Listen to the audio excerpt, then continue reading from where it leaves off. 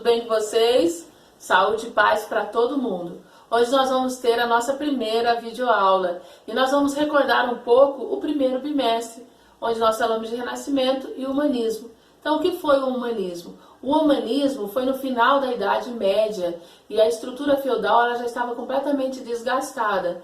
Então, o que aconteceu? Houve uma nova ordem social, econômica, político-cultural. E todas essas transformações, todas essas mudanças, elas trouxeram um pensar diferente para essas novas pessoas, principalmente na parte intelectual, científica e cultural. Eles começaram a ver novas maneiras, novas possibilidades, porque o homem estava saindo do campo e indo para a cidade. Então o homem começa a renovar, ele começa a ter novos pensamentos. O humanismo, gente, ele foi um movimento artístico intelectual do século XIV e que valorizou demais a antiguidade, né? Para os humanistas, o homem era, vamos dizer, ele era perfeito, né? Ele era a medida de todas as coisas, ele estava no centro do universo. Nós estamos falando aí do antropocentrismo, né? Ele era o espectador da obra de Deus, mas ele era o centro, né? Deixa-se o teocentrismo e aí no humanismo ele começa a pensar, eu sou aquele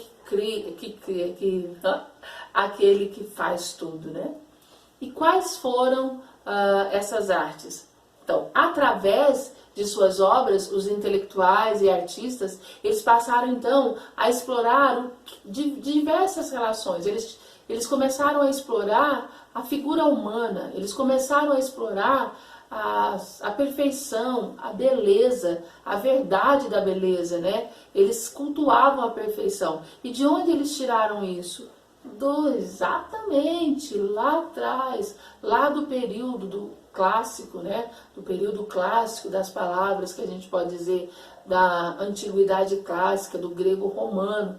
Então eles procuravam essa perfeição em fazer as obras, mas sem perder a sua característica. Eles queriam colocar essa perfeição em suas obras, entretanto, lembra que a gente falou do antropocentrismo? Eles queriam saber, não, eu agora estou fazendo, mas buscando na antiguidade a sua perfeição.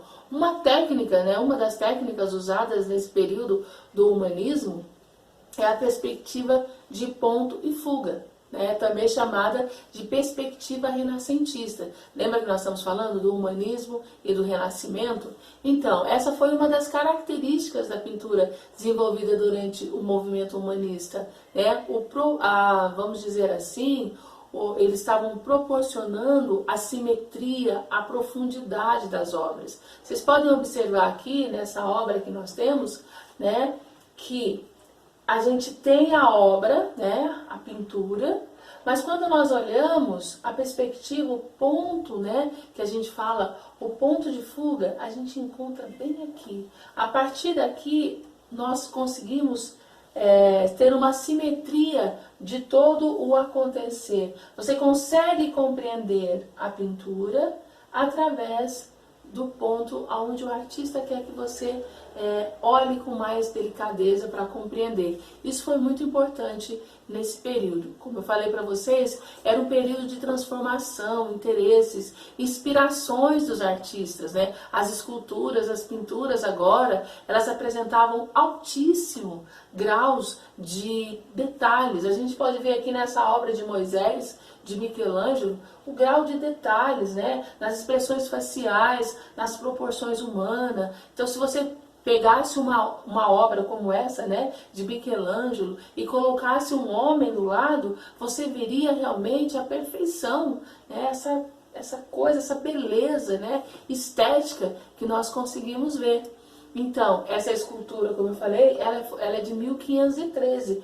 E olha, foca nos detalhes do corpo. Vocês podem ver? São características humanas, muito marcantes mesmo. Características da arte, principalmente humanista. Porque lembra que eu falei? Que eles estavam buscando na pintura antiga, né, na Idade Clássica, aquela perfeição, mas sendo eles agora autores dessa perfeição. Então essa visão, gente, contrariava muito a igreja, porque a igreja falava o quê? A igreja, ela era marcada pelo homem como uma dependência da fé e do pecado, da salvação. E agora eles tinham uma nova maneira de pensar esse assunto. Então, inspirado pelos humanistas, por essa nova maneira de pensar e principalmente essas novas técnicas, que nasce o Renascimento lá na Itália, né, dos italianos. Então, esse movimento renascentista, ele tem um grande interesse, né, ele começa, então, os renascentistas, eles começam a recuperar esses elementos da cultura greco-romana, né, para os dias que eles estavam vivendo. Então, com esse movimento renascentista, surge o quê? Surge o interesse novamente, como no humanismo, pela cultura greco-romana, pela cultura clássica, né? Então, existem muitas esculturas e obras que nos remetem a essa perfeição, né? Como eu disse para vocês, eles estavam aqui naquele momento do antropocentrismo, que era diferente da idade medieval, que tinha o teocentrismo, né? Então agora nós temos o que? Esse tipo de pensamento. Esse tipo de pensamento renascentista, ele dá o papel central ao homem e à natureza, em oposição ao ideal medieval, que ele colocava tudo para o divino. Não, todas essas inspirações não são minhas, mas são do divino. Né? Então, aqui nesse momento, ele começa a se empossar. No Renascimento, ele começa a dizer, não, é quando ele começa a assinar as suas obras. Ele começa a assinar, foi feito por mim, Michelangelo, né? Ele começa a colocar assinaturas nas suas obras, né? Fui eu que fiz. Então, os pintores da Renascença, eles tensionavam, né, em reproduzir a realidade. Sob a influência do quê? Do ideal da beleza grego, o ideal do espírito clássico, a ordem, a forma, a simetria, né? Então são traços marcantes dessa pintura que inovou, né, com as descobertas e a perspectiva. E permite o quê? Elaborar uma pintura mais realista, né? A pintura a óleo. Por quê? A nossa pele, né, é feita de oleosidade.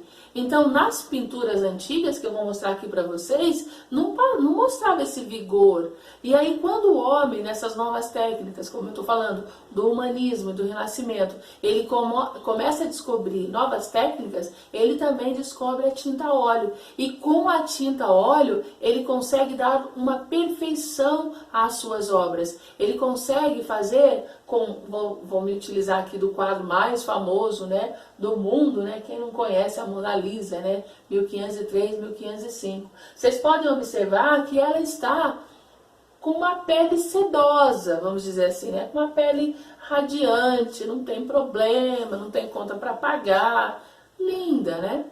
Então, você consegue, antes você conseguia? Não. É isso que os renascentistas, e nesse tempo eles estavam falando, trazer a perfeição da antiguidade, mas com as técnicas e a maneira de ser de agora. Você olha para a Mona Lisa e vê que ela está numa luz maravilhosa, sentada, olhando o nada, né? Então é isso realmente que era a proposta. Então nesse período nasce também os mecenas. Mas de quem aí? Os mecenas, eles eram pessoas de boa ordem financeira que eles eram os patrocinadores da cultura, patrocinadores da arte. Mas como assim? Não é tão bom assim não. Eles patrocinavam esses pintores para que eles fossem cada vez mais perfeitos, para que suas obras fossem cada vez melhores, para que eles pudessem ter suas obras, né, seus rostinhos e seus bustos, né, perfeitos quando eles fossem. Como hoje, né, quando a gente quer o melhor celular, né, nós queremos o melhor celular para fazer aquela selfie, mais ou menos assim que acontecia com os mecenas. Eles patrocinavam esses pintores, esses artistas, para que eles pudessem, então, ter as suas obras impecáveis, né?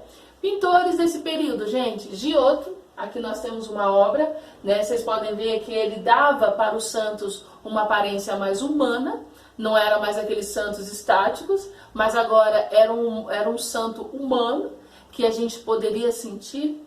Você vê a característica, né? Você vê uma senhora ali. Temos também Botticelli, que ele tinha a leveza dos corpos esguios. Aqui nós temos essa pintura que é chamada Nascimento de Vênus, de 1486.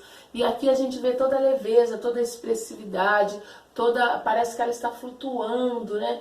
Toda aquela graça e suavidade do momento. Então ele conseguia fazer algo divino, né? Algo maravilhoso. Eu estou produzindo. Como eu disse para vocês, com a tinta a óleo, eu já dei a dica para vocês, né? Então agora aqui eu vou mostrar para vocês a diferença. Eis aqui uma pintura do Renascimento e olha aqui essa pintura do Renascimento. Nós temos uma pintura antiga, clássica, e nós temos uma pintura do Renascimento.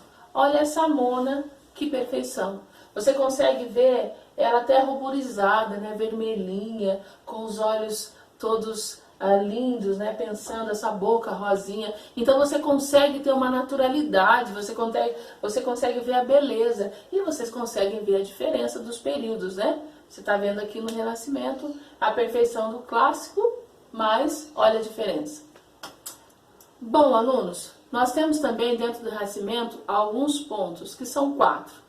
É o racionalismo, que a palavra mesmo racional, né, a razão pela ciência. Nós temos o experimentalismo, quer dizer, as experiências da ciência. Nós temos também o individualismo, né, o individual estaria acima de tudo, do coletivo. Nós temos o antropocentrismo, Deus como centro do universo, mas o homem fazendo as suas coisas. E por fim, eu espero que vocês realmente tenham compreendido essa rápida leitura aqui que nós fizemos do primeiro bimestre e que realmente vocês estejam aí estudando, ligados com a gente. Tem alguns exercícios para vocês fazerem, tá? Beijo!